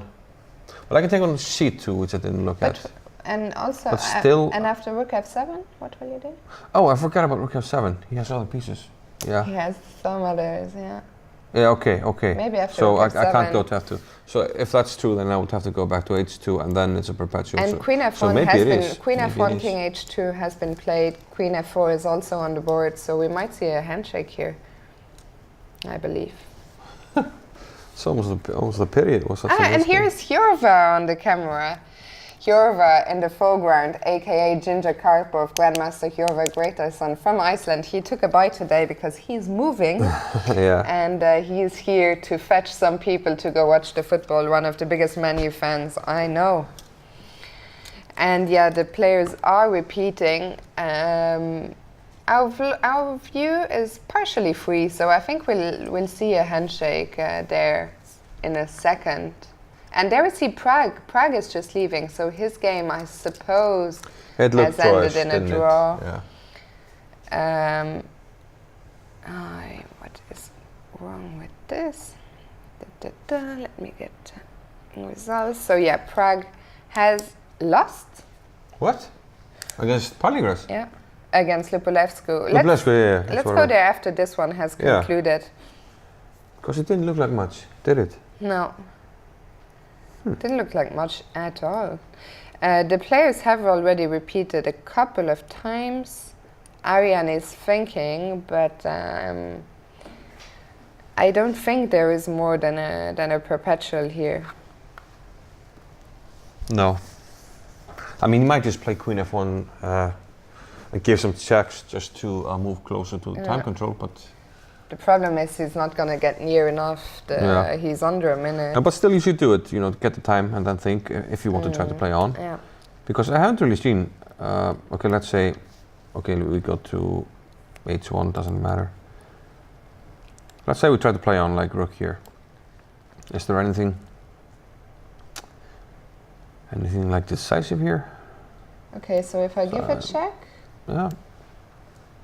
Do I have any d7 and knight d6? I never have you covering it. Yeah, but if you take it the rook? Take the rook, yeah. And now this would be, if it wasn't hanging, which it is, it would be very cool, but no, the queen is covering as well, so okay. Yeah. Even then. So yeah, no, I don't see. I think they just need to repeat one more time. I think the game, well, see the players analyzing, the game has ended in a draw. Yeah, okay. Actually, rook g7 was poor. I should have gone to g6 because I can take now and pick up the rook, I guess. If not get mated, so I don't know. Okay, king here and takes. So yeah, rook g6 probably. Okay. So yeah, okay. He probably had to take the perpetual, and that's why he did, I guess. Let me see if there's any more time scrambles on the way. Yeah, before we look at Prague, if there's something. Oh, Mr. Bry. Oh, it's his birthday. We kind of have to look at his game. Oh, amazing! And he seems to be doing very well, but it's already past the time control. So let me just see if everyone... Very quick look, since it is his birthday. So he has the white pieces against Johann Sebastian. And he just played d6, and he has 2 pawns and a rook against the 2 bishops. However, the pawns are pretty threatening. Advanced. Yeah, the d6 pawn especially, and the c5 bishop is pinned. So to break the pin, you'd have to trade the rooks, and then maybe the pawn is even more dangerous. Yeah. So perhaps Brahe might be picking up another nice win. He won against Abhijit Gupta yesterday, former winner of this tournament. So I mean, it's a fantastic result for him. So if he wins today, he'll be on 4 out of 3.5 out of 4. Yeah, it would be a fantastic birthday present. Absolutely. So happy birthday to Brahe, but we're gonna maybe look at some games that perhaps are... I just want to see very quickly, I think we have reached the time control everywhere. Shall we see how Prague lost this? I'm very curious. Yeah, okay, let's do that. Let's do that, because my feed says it's a draw. They corrected it. Yeah, okay. So did they? Hang on a minute. I think probably there was an error with the... Let's just see what happened in the game.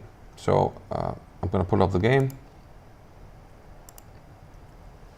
So we look. I mean, the moves I have, it looks like Prague was blundered his... So we had that, this position, queen e7, rook f4, rook c3, queen g6, rook to e3, rook to f6.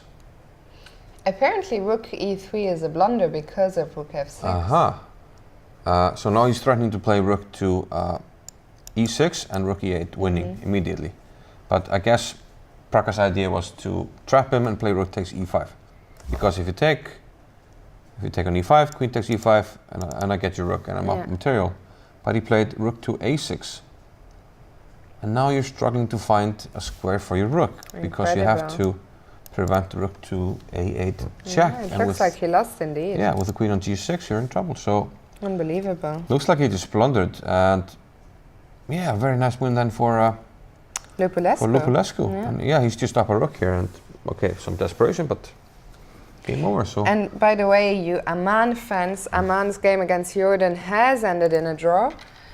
That means most of our top 10 has finished already. Okay, shall we go back to Firouzja just to see how he is getting on? Let's do that. Let's go back to board 3. I'm very surprised that this game is still going, I have to say. Or that at least, I wonder if Alireza maybe missed a quicker win. I believe he's still winning, but it looked absolutely crushing. So we left after... And the Gukesh game, which we looked at earlier, has ended in a draw. Okay. Gukesh against Jakobsen. Okay. Looked like a promising attack. So maybe a quick look at that one after we look at this. Yeah. For you Penguin fans out there, Andrew Tang has won his game against Sohail Tanraj. Kevlishvili has beaten Yaxland. The games are finishing very quickly king today. King rook a2. Knight b4, knight takes c6, rook a3 check. We had this position earlier, so let's promote this variation. Also Tanya Sajdev won her game. And the king went to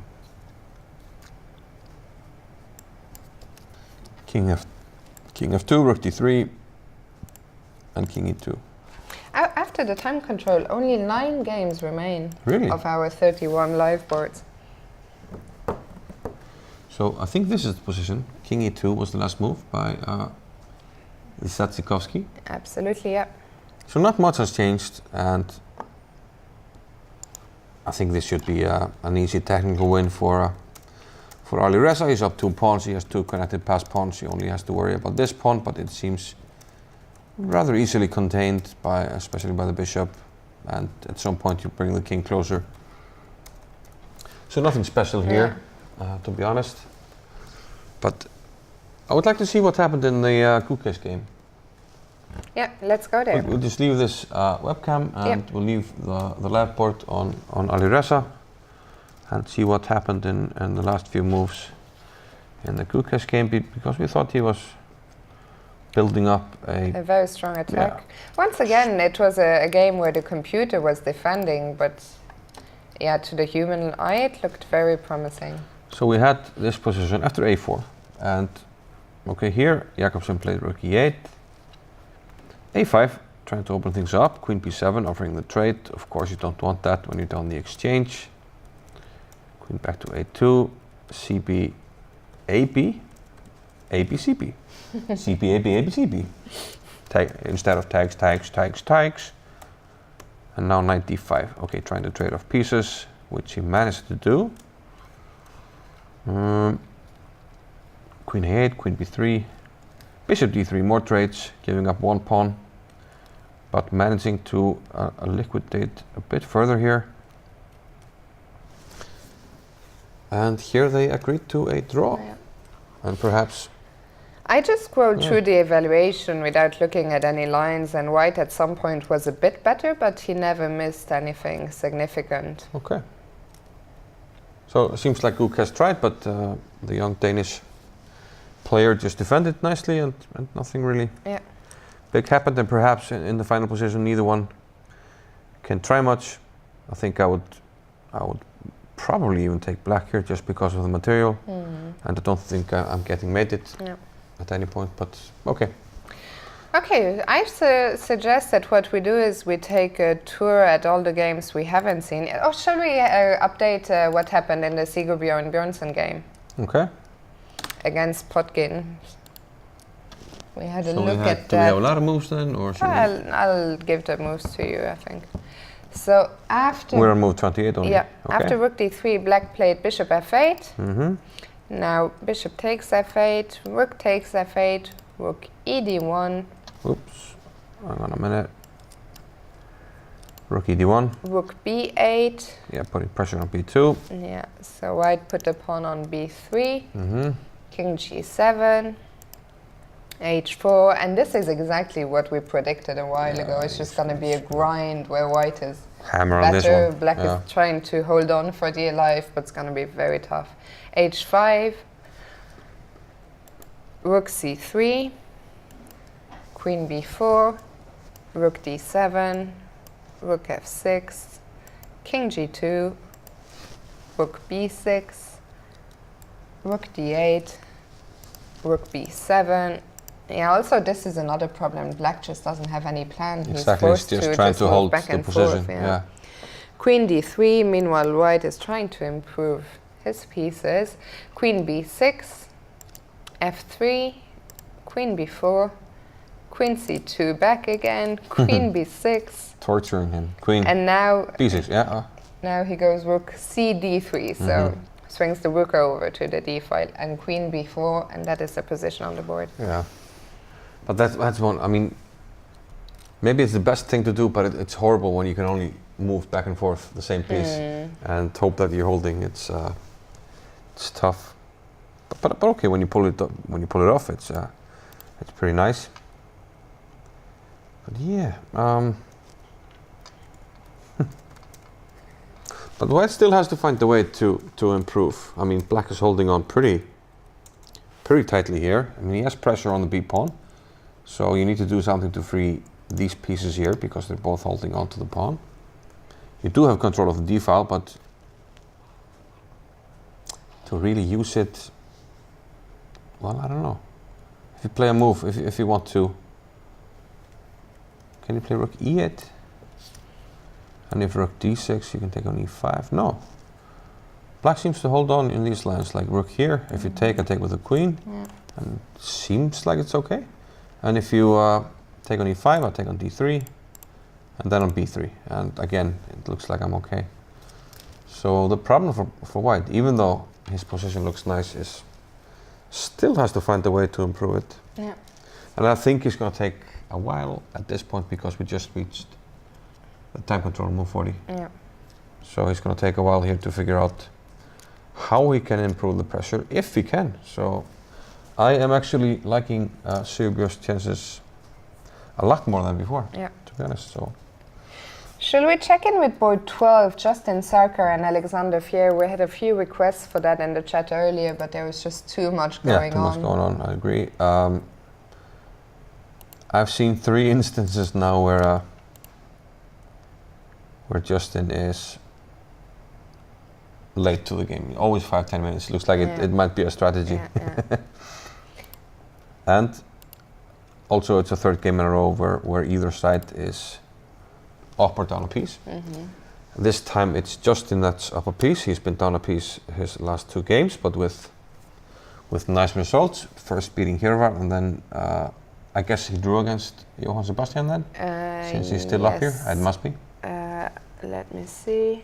Yes. Yeah. And now he is well up a piece, and unlike yesterday when he had 3 pawns for the piece, Alexander Fier only has 2 for the piece. And yeah, they seem more easily contained. However, white only has 1 pawn, so the drawing margin is pretty thin. Like if you manage to trade off one of the black pawns for a white pawn, then the draw is rather easy. So yeah, I agree with pass pawn. It must be better for white, but is it enough to win? I don't know. At the moment, your knight is attacked, so you have to do something about it. Maybe knight d7, knight c4 look like natural moves. Also, it's worth, of course, pointing out that if you ever lose your pawn, the rook and knight against rook ending is a theoretical ending, and unlike rook and bishop versus rook, it's very easy to hold it. You never even see, unlike, I mean, in Blitz, you might see players try to win it, but in classical You don't try as much. On the highest level, you rook and bishop against rook, you always try, and yes, you often lose. And there are people like Keith who are specialists. Yeah, who are specialists and almost always win, even though it's a theoretical draw. But rook and knight against rook, it's almost always drawn in classical, as it should be. Yeah, I think Alexander Fier has good chances here of holding Hana. Yeah, so let's say knight c4. You push the pawn. I mean, white might have chances. I mean, maybe rook b4 is a better move to restrict the knight. But it's a little bit dangerous. Let's say, like rook here. Well, you have to worry about the h pawn as well. So maybe you should actually keep the rook. Keep the rook honest. Yeah. Yeah, I don't know. Okay, white has some chances, but I mean, I have a feeling it could be difficult to win. So maybe, yeah. The question is, should we take a break, or should we just have a roundup of the positions? I think we should power through. I think it's likely that Alireza, even if he doesn't finish while we're still on air, we can conclude. I think we can almost conclude that he wins. So I think we should do go through the games we haven't seen yet and then finish on Alireza. Yeah. A cutoff like here. I mean, we haven't looked at these at all here. No, but these all. This is the last. Ah, yeah, this is the last one. Okay. Yeah. So we've seen almost everything. So let's next go to the Icelandic clash between Vignir and Johan Hjartarson. We haven't looked at that one at all. They've actually played before in this tournament, which is surprising. Because Johan has only been playing the last few years, like 3 or 4 tournaments. Of course, he played a lot in the past, but he was retired for a good while.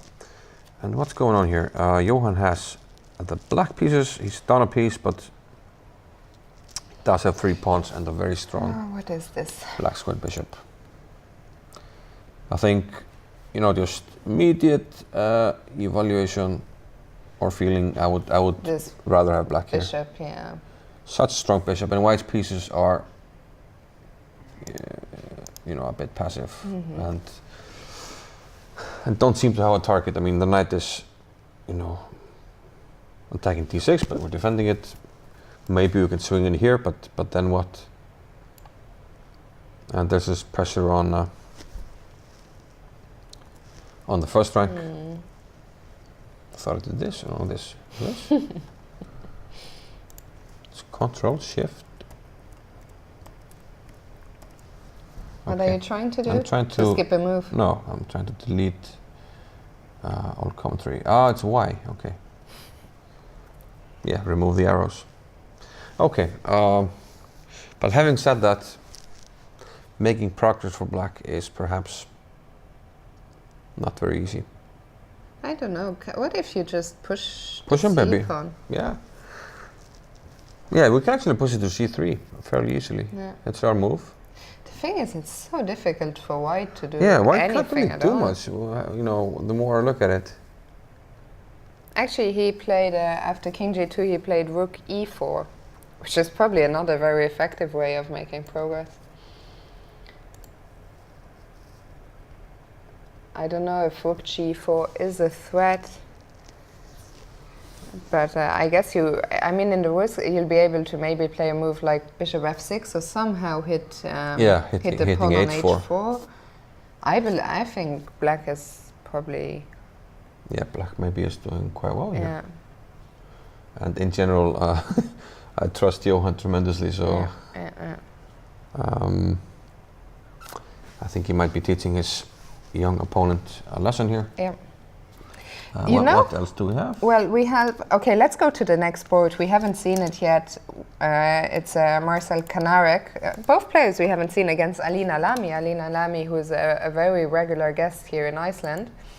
So let's see how she is getting on. I believe she just finished one of her articles for ChessBase. About the tournament. I haven't seen it either. I just saw it on Twitter, but every year she comes and she's writing nice articles with excellent pictures, some nice recaps, and I always tag them out during the tournament, and I will have to check this one out as well. And so Alina has the black pieces here against Kanarek. Grandmaster, and she looks like she's having everything more or less under control. And shouldn't have any problems. And I might be a bit biased because just like the other one, this is sort of a King's Indian or Benoni position, which I would, in general, prefer to be black. Are you not worried about your king? The black king. It's hard for me to get Of course, in. but I would be worried about the f6 square, but the knight is doing a good job. At the moment, the knight is doing a good job there. It's also preventing penetration by the rook on b8. Well, perhaps white can trouble us a bit, maybe with a move like... Maybe even in the just long queen term, b3. can I prepare pushing f4 and f5? Something like that? Yeah. I mean, at the moment, I would like to secure my knight. I mean, a move like f4, you'll have to think twice before playing. Yeah, of course. I would be more worried about something just, like that. Queen b3, queen b7, when I would have to worry about the d6 pawn. But can I play like king f8 then? And if you go for this idea, just take and play king e7. But then knight f6 ends the game immediately. Okay. Okay, so we have to worry. Queen b3.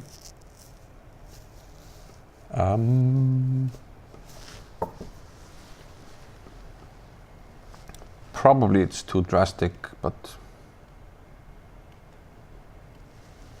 black can in some cases think about just taking on e4, play knight e5. Oh, happy birthday to Bright Torfesen, who has just won his game against Christiansen. Okay.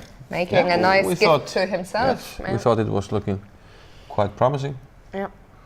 Also, his brother got a present because his opponent didn't show up. Oh. Which is rather annoying because then you have no chances of a norm, but he didn't start really well either way, so probably not a big chance of that happening anyway. Yeah, but I think this might actually be interesting just to sack the exchange because the white king is rather weak.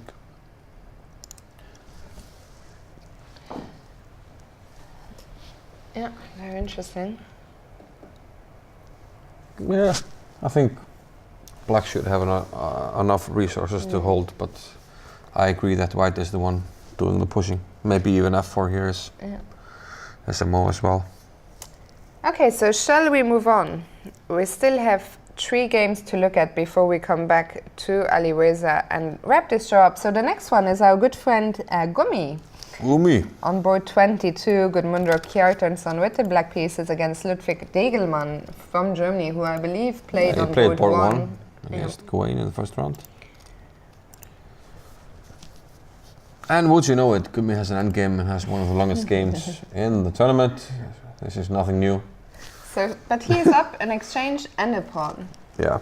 The question is, can white establish some sort of fortress with the bishop here? But I doubt it. Yeah, I agree. I completely agree.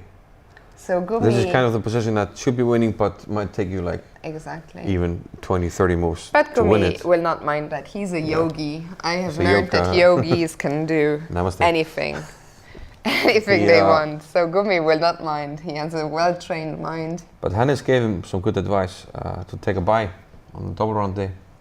Because he's always playing 60 or 80 move games and he just gets tired. He took a bye and then he drew against... Held Gawain to a draw. Yeah, a long draw. Okay, so I believe, I trust in Gummi. Gummi will win. I skipped a game. So let's go to board 20. Quentin Loiseau against Jose Miguel Ortega Ruiz. Exactly. Quentin Loiseau, he has played before, I think. I'm not sure, but I think so. The other guy, I haven't... Quentin Loiseau played here last year at least, but maybe even more. I think he also, I wonder if he got a GM norm here at some point, but I could be wrong. So here's the white pieces. He's up a pawn. Yeah, pawn. And the black pawns are very weak. The only question is, can black drum up some counterplay against h2? So knight f1 is a move we need to look at now. Definitely. And I think we would have to play king. Well, then we get the pawn. Get the pawn. And something like this, we can even give a... No, the bishop covers a5, otherwise this would have been painful if the bishop doesn't cover. Very but painful. The bishop covers a5, so... And, this so maybe I do not understand. Instead of knight f1, black played king g7. Je ne comprends pas. King g7. No comprendo. Unless he's trying to go for mate. Why not king take g6, that pawn f5. if you get the chance? He wants to play king. We just had a handshake on board 3. You can see the player there signing the score sheet. A win for Ali Reza. No, it was a perpetual. No. Don't even bother. Yeah, he's up 3 pawns and nothing to play for. So a nice win by Ali Reza, my pick. Yeah. So we have nobody on with a full house then? Nobody with a full house. We have a few players. I always get confused by our pairings here, but I think a reasonably big group of players on 3.5. Yeah, a lot of people I think actually. Yeah. So yeah, I think we're gonna pan the camera onto the playing hall once to show you what is still underway. Then back to ourselves and off we go. Can't leave Hjorve on his 20-person table by himself. But this, does this give me the chance to play g4 and then bishop g3? I think it gives white a chance, to do something. I'm not sure what exactly, but I don't understand if you can win the pawn by fours. No, why would you not take it? He must be going for some kind of mate like this or something, but okay, it's not working. Sorry? In the live, we are on board 20. Board 20, and after that we will go to board 26. We will wrap up the show with Mr. Eggy, David Eggleston. Okay. So, I mean, white has some small chances to win, but it's going to be difficult, I think. Okay. But it's going to be a long game. So we're going to end it by looking at, what did you say, board 26? Board 26, David Eggleston against Daniel Abbas, so an all-English clash there. Oh, he's English. Yeah. So that will be our last game of the day. After that, we'll wrap it up. Almost everything is finished on the live boards. Once we leave, I'll put the commands here for the live games. Of course, you can continue watching them there. Aggie with black, and he can win. No, rook takes d6. Yeah, I thought he had bishop g1, which is probably a draw if he wants. By interposing here, but of course you can't win material because your rook is hanging, but you could draw if you want. But the question is, do you want to? So after rook takes d6, let's see. I have, I have a hard time believing anyone can play for a win here. It's just completely equal material, 2 pawns each. I mean, we can give a check. I mean, the king can also go to g3, which looks dodgy, but I mean, I don't even see a problem with it. Well, bishop, no. I think we're just, before we wrap up, getting the players on camera. We can see it zooming in.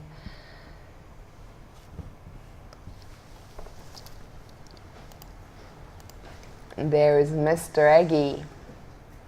Eggy. He will be one of the people who will be very happy to come to the pub with us.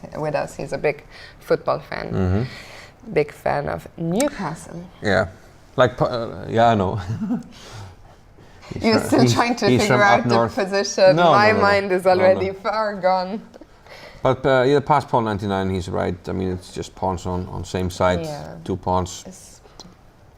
So unless there's something immediately tactical, which I just don't see, this should be a draw. And there we see Daniel Abbas on camera Eggy with his back towards us.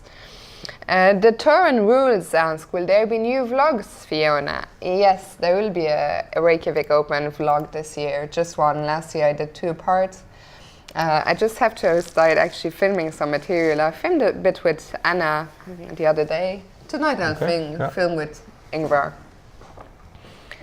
Down the pub. Again, today we got 2 very generous donations, one from Mark Singer and one from Frozen Edge. And your money shall be spent wisely. Yes. Or not.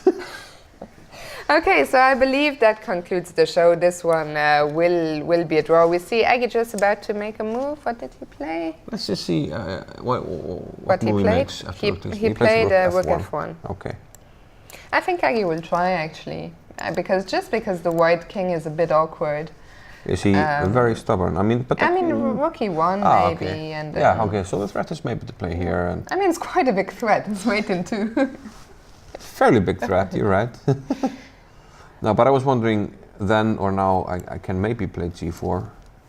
But do I have to worry about Rook E2? I might have to actually. Yeah. But yeah, maybe we're too quick to dismiss this as an easy draw. It's probably with best play. Can I should play be this equal, one? But Bishop G1. Yeah, that looks like it's holding things together. Looks like it holds. Yeah. Ah, no. I have this actually. Oh, very nice. No, I can't take on D2. I can take on... I can take an F1. Oh. This is winning. No, it isn't. I take here. That's insane. Oh, this is almost winning, but I might have missed something. That's we're getting tired, but okay. So yeah, let's just wait for 1 or 2 minutes before wrapping up. I know the game is starting, Fiona, but we'll see it. I don't care so much anyway. I'm just looking. I haven't had a pizza yet. I don't even know. I don't like Man U or Barcelona, so it's gonna be a tough one. I agree. I just want to see her suffer, so I guess I'm rooting for Barcelona.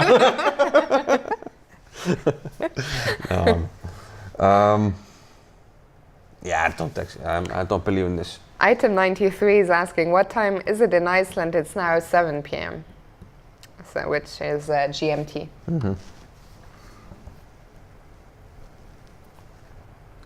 Okay, so the threat... I mean, also, the players both still have 20 minutes on the clock, so it could be here a long time. Yeah, and it's board 26. Exactly, so it's not the most relevant game, so I think we'll just... I think we'll bid you good night. Yeah. I don't know if we are on camera. We're getting our faces on camera, so we can say goodbye. We're already on camera. We are? When you were stretching, we were, I think. There you are. Did you enjoy that? I did enjoy that. I enjoy watching the replay of it too. But yeah, thank you so much for watching. There's still 1,000 of you. We crossed 1,200. Still? Yeah. Wow. Which is massive. Yeah, they're starting to leave now, but we were over 1K for a while. Yeah, for all day actually. Thank you very much, Panspon and everyone else for watching, for interacting. Just to remind you the main results of the day, a draw on board 1 between the Armenians Hovhannisyan and Movsesian. Yeah, a very short draw. Yeah. Then on board 2, Niels Gwandelius beating Prithu Gupta very quickly with the black pieces. Firuja, we just saw it now, beating Sadzikovsky. Then Lupulescu beat Pragnananda after he fell for a late trap. And Mathieu Cornet beat Parligras. A bit further down, birthday boy Bray Torfinson with quite a big upset, beating Johan Sebastian Christiansen. And Hannes Stefansson also winning his game, so that's on the leader group. Tomorrow we'll have some more big GM clashes between those players on 3.5 out of 4. Nobody is on a perfect score anymore. So yeah, that's all for today. We're off to spend your donations money. Thank you once again, of course, to the people who donated. Before we leave, the position on the screen is between Potkin and Seobit, and it seems to me that Potkin has made progress and might be winning. I think he's just gonna win on this pin at some stage play here. I think we're gonna just play Rook D2, takes Rook D6, and that's over. But yeah, I think we'll wrap up for today. Reminder, tomorrow, I was just gonna say, tomorrow we start 2 hours later than today. So the round starts at 5 p.m. local time, which means we'll be here at 7. The same time as now, right? Same time as now, we'll start. In 24 hours? In 24 hours we'll be back, exactly. Nicely done. Nicely spotted, man. Nicely spotted. Thank you so much for watching. Have a lovely night, lovely day, depending on where you are, and we'll see you tomorrow. See you. Bye-bye.